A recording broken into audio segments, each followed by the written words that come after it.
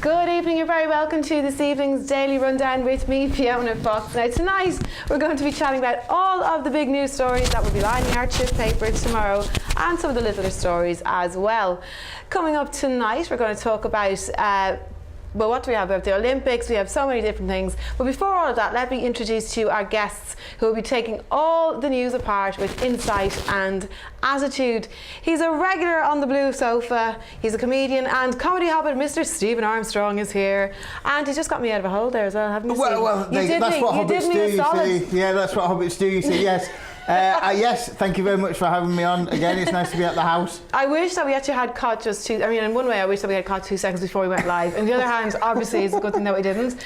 But Stephen was very, very good there. He kind of sorted something out, something a bit technical that involved ripping his mic off, running across the studio, and getting back down, mic'd up before we went live. So well done, Stephen. Well, very much the international superhero of That's Manchester channel. Yeah, well done. No worries. And our fabulous local Russian businesswoman, Irina Gorianova, is here as well. Hi, Irina. Hi, Barbara. Lovely to see you back again with us. Thanks for coming in. And you two guys have not been on the sofa together. No, we're banquet debutantes. Debut, yeah. Yes, lovely. So it's a brand new combo. So yes. it'd be interesting what you guys will come up with in the news stories today. You can get in touch with us at home as well if you so wish. Tweet us at the Daily Rundown, and if you don't fancy getting in touch, well, you know, we'll survive, I suppose.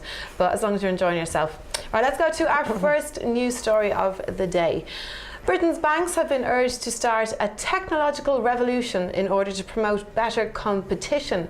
This comes after a 2-year inquiry that phone-based apps should be brought in by early 2018. The banks want to create a single unified app that will enable customers to see which banks offer the best account based on their own borrowing patterns. Banks will also have to set maximum monthly fees for unarranged overdrafts. A spokesperson from the CMA said our reforms will increase innovation and competition in a sector whose performance is crucial for the UK economy. There's quite a lot in there, I think kind of covers a lot. How do you, are you kind of comfortable with this as a move? Do you think this is a good thing? Or do you feel, will it help people's banking? Or do you think people might be a little bit suspicious? Well, I think new technology, people are always going to be suspicious. I think banking is kind of one area that is... Yeah, I think there is, but I think once it's done, if it's done properly, I mean, I know there's a suggestion that there's going to be an app so that everybody can compare their bank accounts, like which bank does the best bank account. Yeah. As long as that's compliant and people have the correct opt-ins. People are always going to move towards things that are easier. We seem to be on the go more. There seems to be a suggestion that a lot, like Lloyd's recently closed some branches. Some of those might be suggesting that people are moving more onto online banking, telephone banking.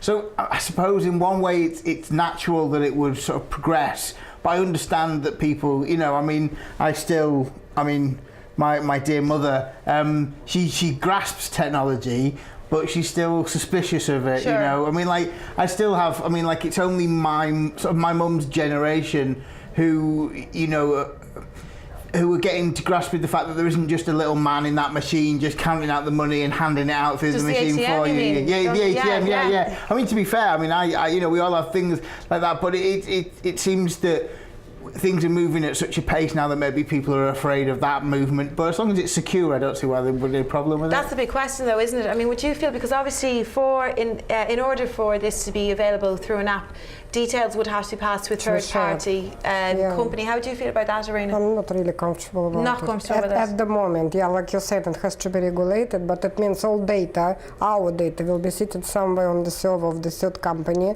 will be released and open, and hacking problem is a problem. Yeah. Yeah, so as soon as, but you know, technology, like you're right, technology moving on and everything comes on board and we need to learn. Like we now have apps, banking apps. Yeah. Of course, yeah. But we can ping, you know, we can send a payment it's very comfortable. Right now to our phone. But the other thing I was reading about this new app, and it's about switching accounts. So they stimulate and, you know, pushing people for switching an accounts. And I don't understand why would somebody want to switch account all the time?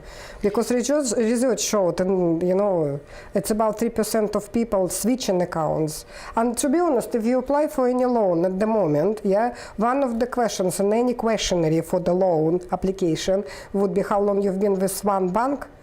So Right. in a way, they're liking you to be in one bank for the long time. They don't want you to switch. They want you to jumping around. stable story, your history, how your money coming in. It's about overdraft charging on overdraft as well. And what they're saying, there will be no capping. Sorry, darling. No. There will be no more capping on the overdrafts anymore. So they can charge. There will be like maximum amount that they can set it up to, like depending on the bank.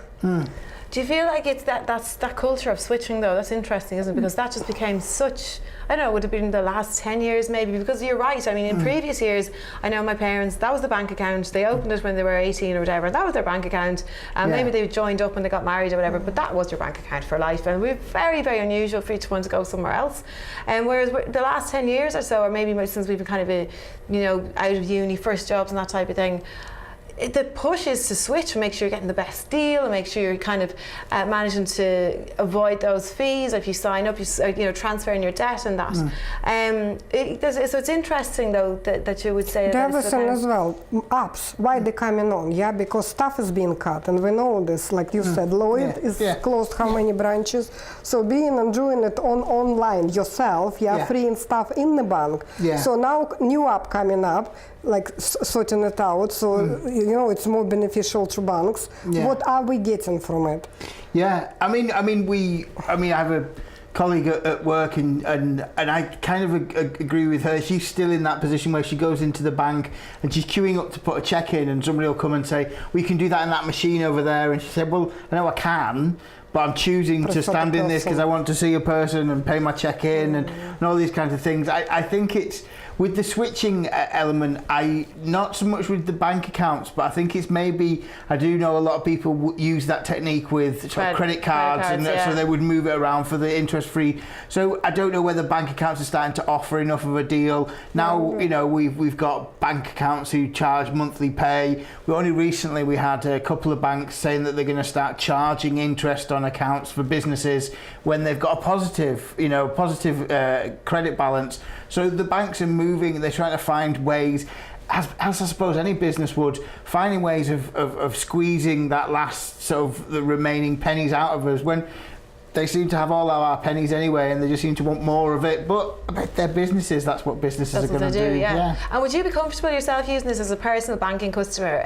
Stephen, what level of technology, how much technology do you apply to your banking at the moment? Well, I internet bank, but I don't have it on my phone because nobody's ever stolen my home computer, thankfully, touch wood. But people have stolen my phone. So I think if I had anything that I have on my phone, I'm always aware that I need to be able to either change the passwords very quickly.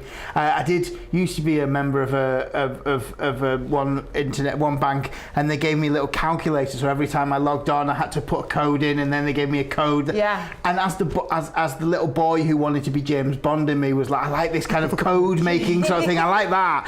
But yeah, I think anything more than internet banking, I do feel a little bit uncomfortable with, because I've been on buses where people are paying bills and they're like, your card number, and then they read out their 16-digit card number, and then they read the security code on the back. You think, really? well, it takes one person to go, but I think it is people are a lot more comfortable. I don't think I would be comfortable having that much kind of information on my phone. I have a phone made by a product of fruit, but not an orange, and I don't use their in-house payment method. I know you can use their in-house payment method. Is that a thing though? Are we getting too? Would you be worried that we get a bit too laid back about the technology element to our banking? For example, like you said, there's some people, certain brand of phone, you just need to be out with your phone if they accept it. You have our contactless now with our card. Then there was, I don't know if it was true or not, but there was some stories of people going out with an actual machine that you could just tap off through your bag. Anyway, I don't know if that was true, but are we in danger of going too far and getting a bit too lax with the convenience of the technology side of banking? I don't know whether laxness, but the one that springs to mind is I saw a news article, I think today, and they're going to somehow put chip and pin machines into the walls of Chester.